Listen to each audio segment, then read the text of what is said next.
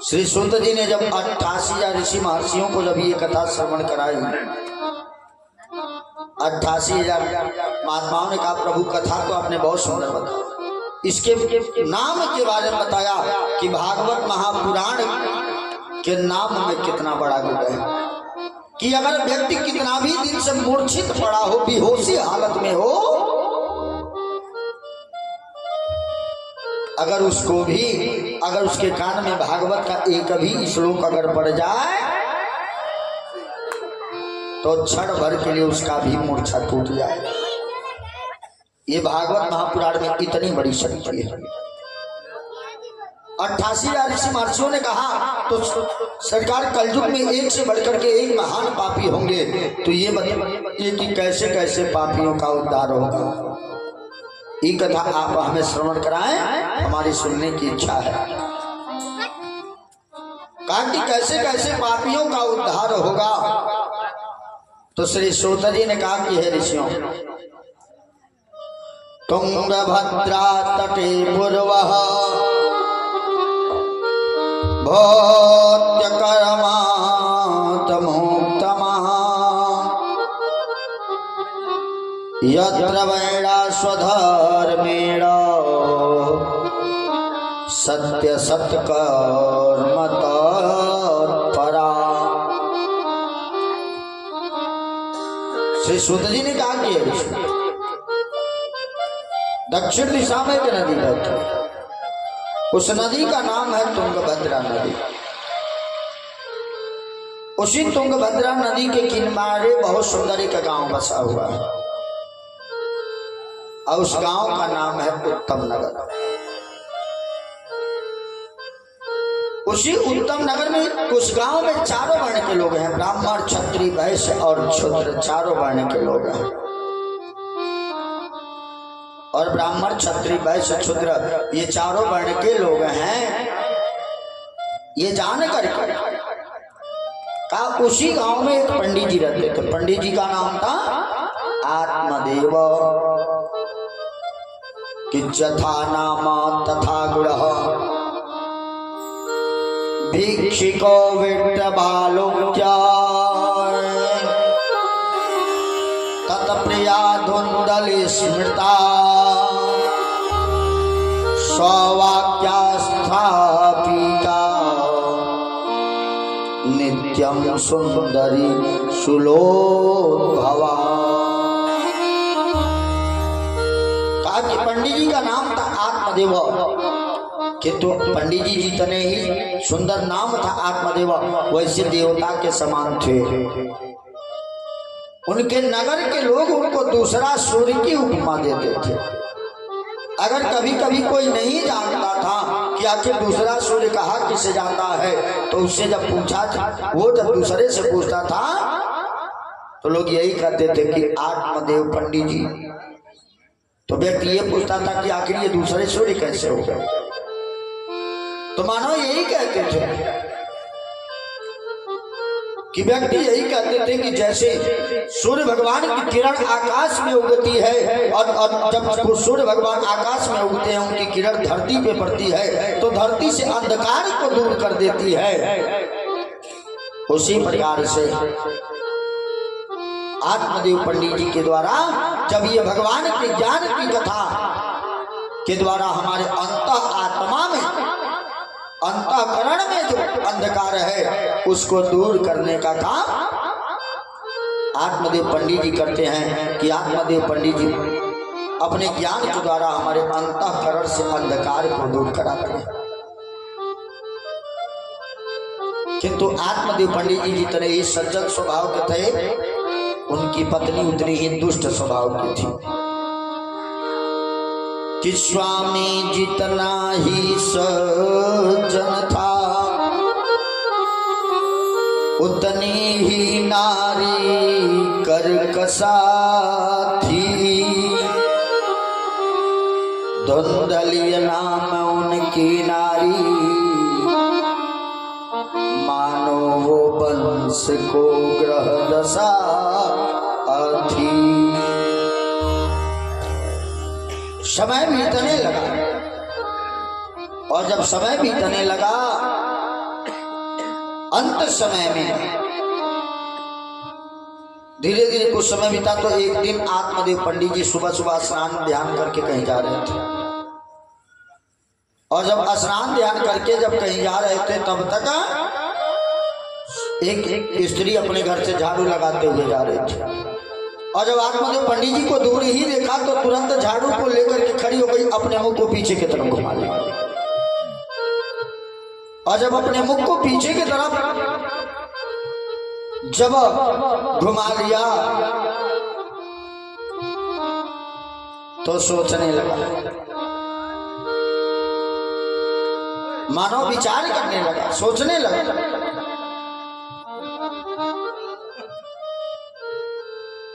कि अब क्या करूं।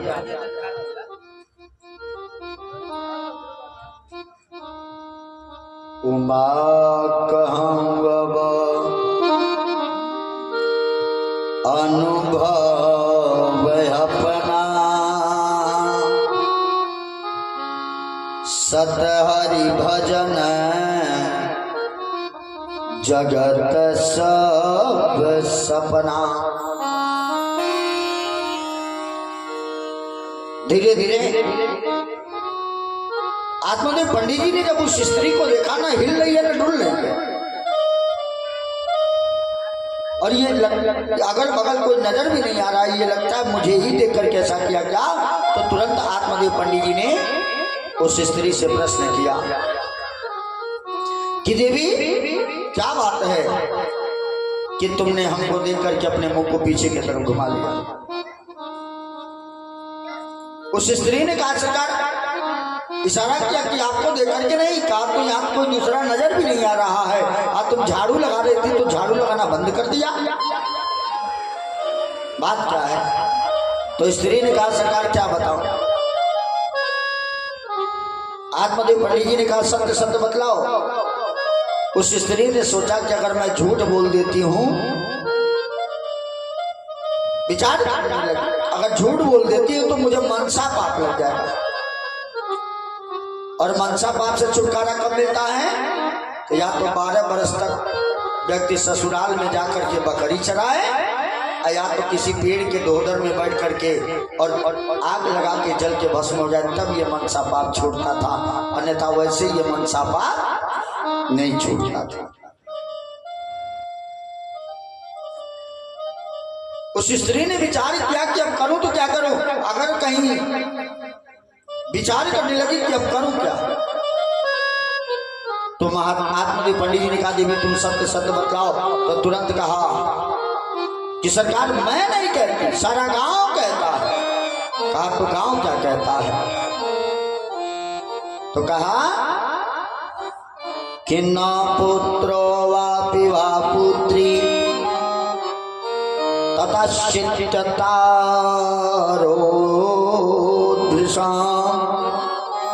कि अगर जिसके पास कोई संतान ना हो, ना पुत्र हो ना पुत्री हो, कोई भी संतान नहीं, ऐसे व्यक्ति का अगर मुख देख लिया जाए,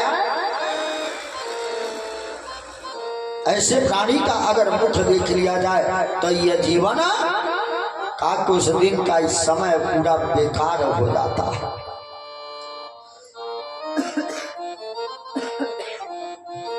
यह सुनकर के आत्मदेव पंडित जी को यह बाणों के समान लगा। आत्मदेव पंडित जी निराश होकर के वापिस आए और घर पर आकर के लगे दान पुण्य करने। दान भोगो न दृष्टो गतयो भवन्तवे तस्यः ये नंददाति न भृत्यै तस्या तृतीया गति भवति। आत्मदेव पंडित जी अब आकर के दान पुण्य करने लगे कि मेरे वहां कोई संतान हो जाए, लेकिन लाख उपाय किया, लाख प्रयत्न किया, लेकिन कोई भी उपाय से इनके वहां संतान नहीं हुआ। तो आत्मदेव पंडित जी ने सोचा कि अब करूं तो क्या करूं, क्यों न चढ़ के जंगल में अपने प्राण को त्याग दूं, क्योंकि जंगल में जाऊंगा तो कोई जंगली जानवर मुझे मार देगा, तो कोई ये नहीं कहेगा कि पंडित जी को लोग ताना मारते थे तो पंडित जी ने अपना प्राण त्याग दिया। सब लोग यही कहेंगे कि अरे जंगल में जंगली जानवर थे, तो जंगली जानवर के द्वारा पंडित जी के ऊपर प्रहार हुआ तो पंडित जी की मृत्यु हो गई। अब ये सोच करके आत्मदेव पंडित जी चले गए, और जब जंगल में गए तो जेठ का महीना था। कुछ ही दूर गए तब तक बड़ी जोर से प्यास लग गई। आत्मदेव पंडित जी अब पानी की खोज में निकल पड़े। पीत्वा जलम निषिद्धस्सु प्रजादो खेन कर्षितः मुहूर्तान्दपि तत्रैव सन्यासी कश्चिदागतः।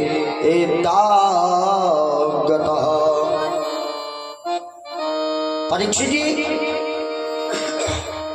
प्रेम से बोले भागवत भगवान की। आत्मदेव पंडित जी पानी की खोज में गए, जाकर के पानी पी करके जब वापिस आने लगे तो वहीं एक बट का वृक्ष था, उसी बट के वृक्ष के नीचे बैठ गए और बैठ करके विचार करने लगे, सोचने लगे कि अब मैं क्या करूं। जब सोचने लगे, विचार करने लगे कि आखिर अब करूं तो क्या करूं।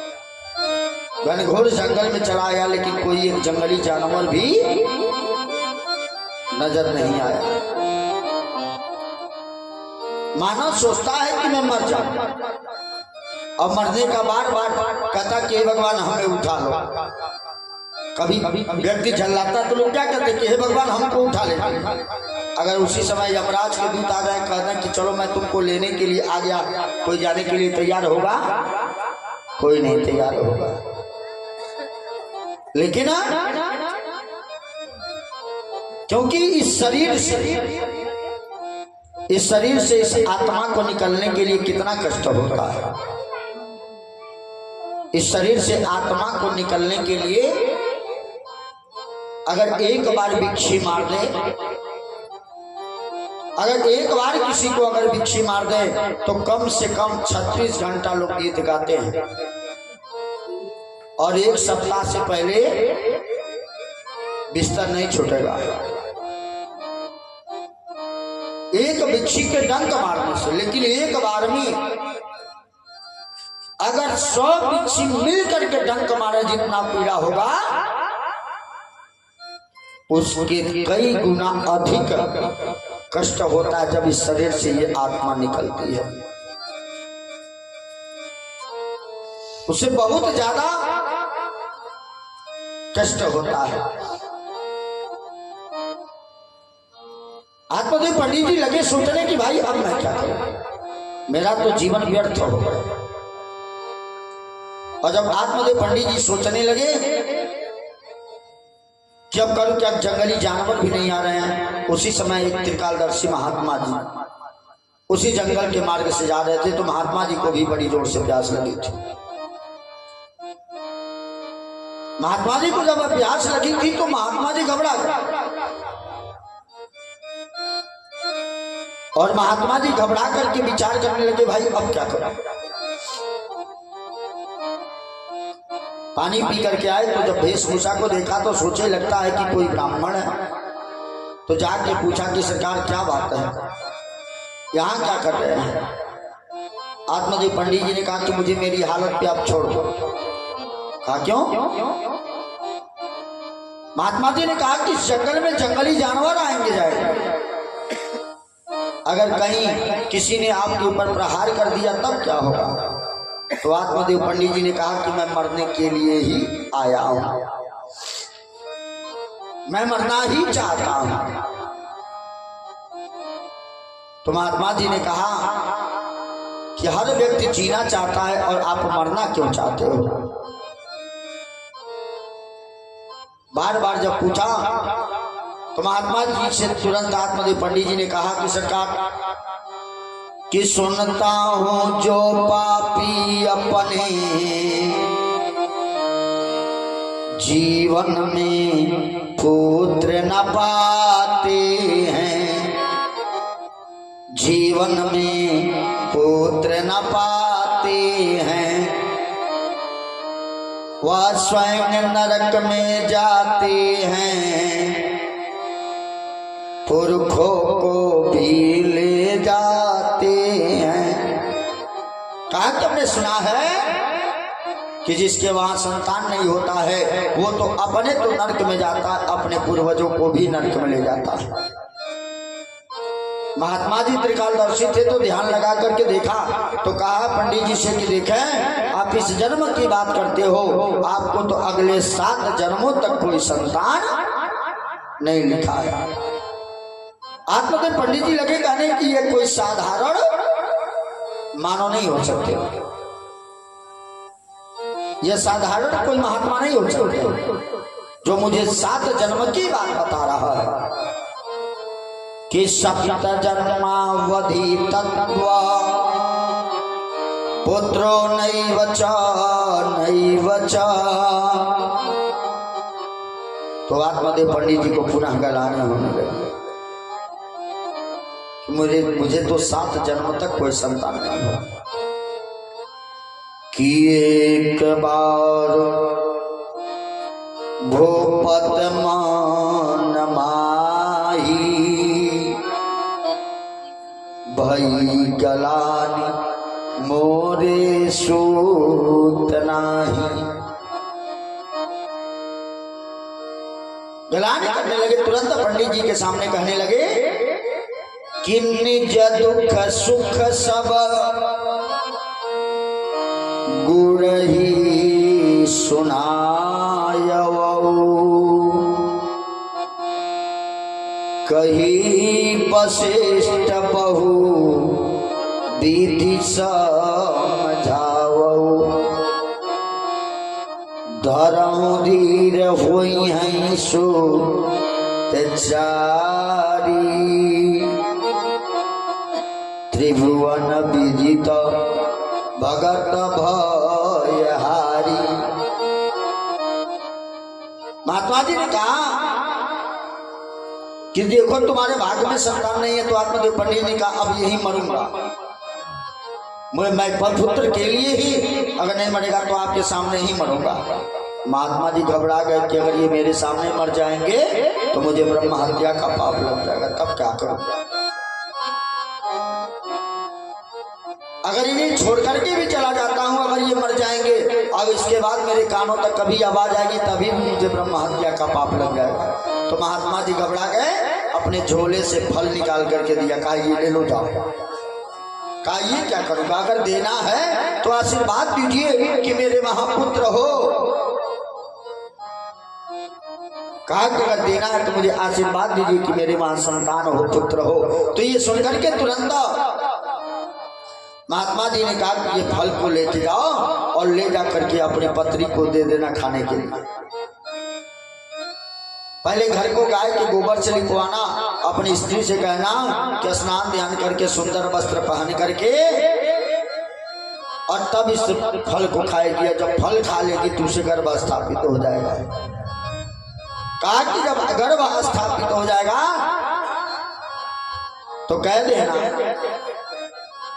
कि गीता वेद रामायण का पाठ करेगी। आजकल की माताएं क्या करती हैं, जब माताएं गर्भवती हो जाती हैं तो क्या करती हैं, सीरियल देखती हैं। उसमें क्या देखेंगी तो सास बहू का झगड़ा,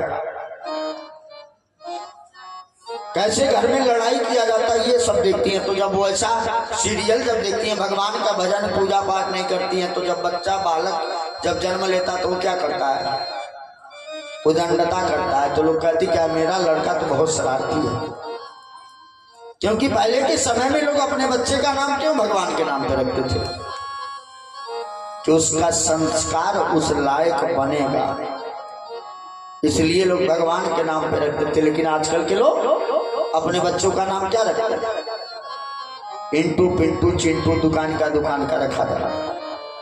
तो जैसा नाम रखा जाता है वैसे ही उस बच्चे की बुद्धि भी होती है।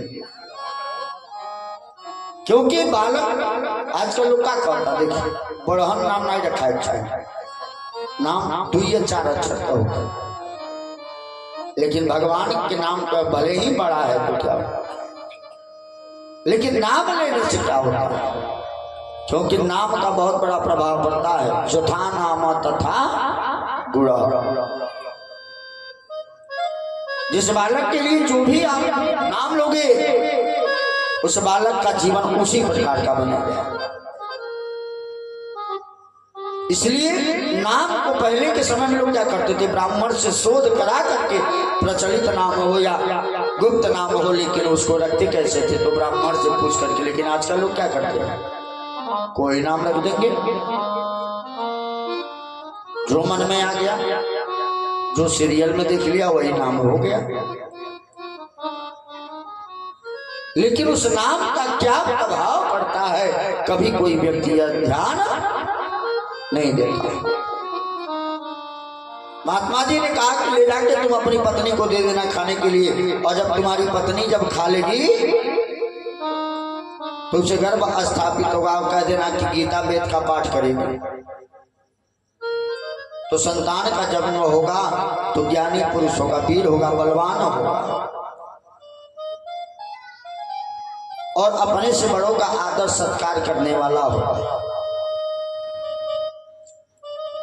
धीरे धीरे आत्मदेव पंडित जी जब फल को लेके महात्मा जी को प्रणाम करके आए तो अपनी पत्नी से कहा गाय के गोबर से घर को लिपवा दिया। फल दिया खाने के लिए, कहा इससे क्या होगा? कहा कि अगर ये फल खा लोगी तो तुम्हें गर्भ स्थापित हो जाएगा। और जब कहा कि तुम फल खा लोगी तो तुम्हें गर्भ स्थापित हो जाएगा, तो ये सुन करके तुरंत धुंधली घबरा गया और उसको उठा करके एक ताकिए पे रख दिया। और जब कुछ समय बीतने लगा, एक दिन आत्मदेव पंडित जी ने पूछा कि तुमने फल खाया? तो कहा हम तो उसी दिन खा लिए, लेकिन नहीं खाई। एक दिन आत्मदेव पंडित जी कुछ दिनों के लिए कहीं चले गए। अब धुंधली उस फल को लेकर के बैठ के रोने लगी। आज पड़ोस की स्त्रियां आई, कहा क्या बात है, क्यों रो रही हो, क्या हुआ? और जब बार बार करने लगी क्या हुआ, क्यों रो रही हो, तो समय बीतने लगा।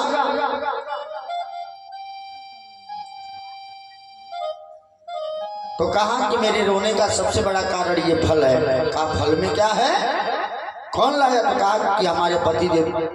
तो सब अगल बगल की स्त्रियों ने कहा ये तो बहुत अच्छी बात है कि फल तुम्हारे पति ने तुमको खाने के लिए लाया। ये सुनकर के कहा कि इसलिए नहीं रो रही, रो इसलिए रही हूं कि अगर इस फल को खा लूंगी उसके बाद जो होगा उसके विषय में सोच करके रो रही हूं। कहा तो क्या होगा? कहा कि अगर फल को खा लूंगी तो मुझे गर्भ स्थापित हो जाएगा। तो सारी स्त्रियों ने कहा तब तो और उत्तम बात है कि तुम्हारे वहां कोई संतान नहीं है, इसी विधि एक पुत्र हो जाएगा।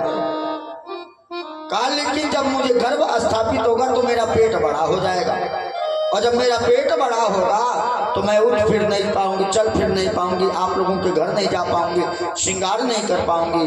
तो अगल बगल की स्त्रियों ने कहा तो कोई बात नहीं, कुछ दिन यही चली, यही सही रहेगा, लेकिन संतान तो हो जाएगा। तो कहा कि कहीं अगर रात में सोई रही घर में आग लग गया तो भाग नहीं पाऊंगी, पेट बड़ा होगा तो जब भागूंगी नहीं तो उसी में फंस करके जल जाऊंगी, मर जाऊंगी, तब क्या होगा? अब ये सुनकर के सभी स्त्रियों ने कहा अरे पगली ऐसा नहीं सोचा जाता, भगवान का नाम लो सब ठीक होगा। कहा अगर इसमें भी कोई नहीं होता है, अगर मेरे गर्भ अगर मैं फल खा लेती हूँ मुझे गर्भ स्थापित होगा, गर्भ से बालक का जन्म होगा, तो बालक के जन्म लेने के बाद मेरे पति देव अपनी बहन को बुलाएंगे कि मेरी ननद रानी को बुला देंगे, और जब मेरी ननद रानी आएगी तो मेरे पति देव इधर उधर रहेंगे और मैं घर के अंदर छूटक गृह में रहूंगी, तो जो भी घर का धन होगा वो चुरा करके अपने घर भेज देगी, तब क्या होगा? अब ये सुन करके अगल बगल की सारी स्त्रियां थू थू करते हुए चली गई। कबीरा जग में निर्धना धनवंता नहीं को, धनवंता सो जाइए जाके राम नाम धो सबसे बड़ा धन क्या है? धन दौलत संपत्ति कोई धन नहीं है। सबसे बड़ा धन क्या है? तो राम का नाम सबसे बड़ा धन है। भगवान का भजन ही सबसे बड़ा धन है। अगर भगवान का भजन ऐसा अगर धन मिल जाए तो ये जीवन का बेड़ा पार होने में थोड़ा भी विलंब नहीं लगेगा। धन वृद्धाम बल वृद्धा आयु वृद्धा तथैव च अतेन सर्वव्यापिनं ज्ञानं वृद्ध्यास किंकिरा शिष्य किंकिरा। धन अगर ज्यादा अगर भगवान के धन को छोड़ के केवल धन और संपत्ति में पड़ जाए तो धन होगा लेकिन वो भी बूढ़ा हो जाएगा, संपत्ति बूढ़ा हो जाएगा, आप बूढ़े हो जाओगे, हम बूढ़े हो जाएंगे। लेकिन अगर सारे धन संपत्ति को छोड़ करके अगर राम के नाम का अगर गुणानुवाद हो, उस राम के नाम को अपना संपत्ति मान लिया जाए तो जन्म और जन्म से लेकर के जीवन पर्यंत कभी भी व्यक्ति बूढ़ा नहीं होगा। क्यों?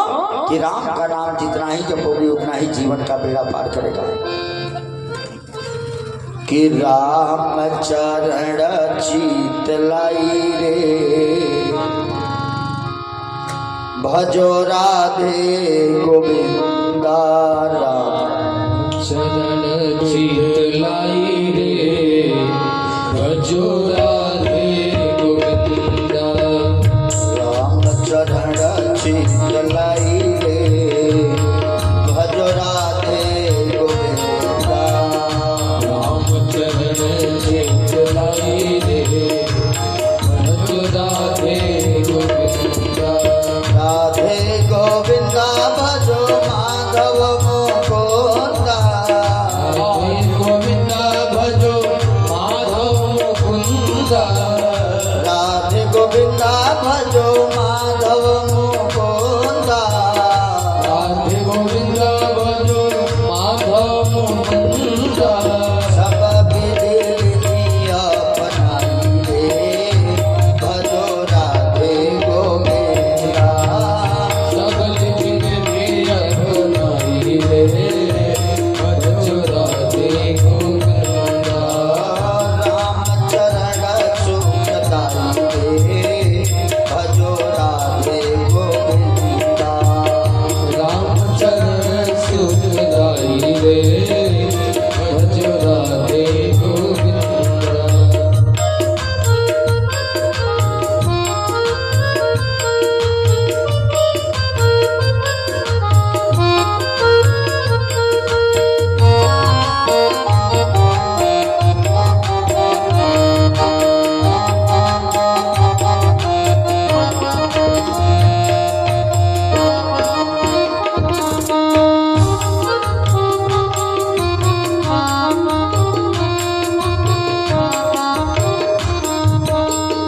ज्यों ज्यों मारा त्यों त्यों तारा। ज्यों ज्यों मारा त्यों त्यों तारा। ज्यों ज्यों मारा त्यों त्यों तारा। ज्यों ज्यों मारा त्यों त्यों तारा। भक्तों के प्रभु तेरा सहारा। भक्तों को प्रभु तेरा सहारा। त्रिभु विधि विधि अपनाई रे। त्रिभु विधि विधि अपनाई रे भजो राधे गोविंदा। राम चरण